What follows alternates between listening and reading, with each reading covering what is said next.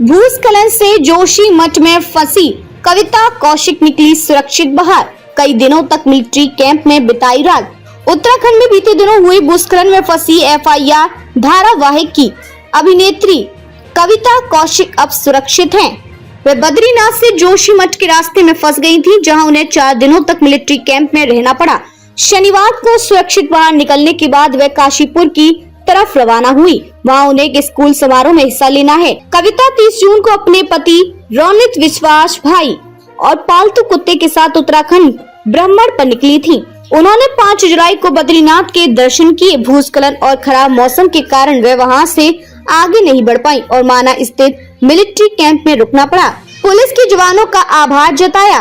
करीब 3 दिनों तक वहां रहने के बाद उन्होंने जोशीमठ की तरफ प्रस्थान किया। रास्ते में भूस्खलन के कारण वे फिर फंस गयी और करीब 4 दिनों तक वहां की मिलिट्री कैंप में रही। अब वे सुरक्षित निकल चुकी हैं। इसके लिए उन्होंने सेना तथा पुलिस जवानों का आभार जताया है।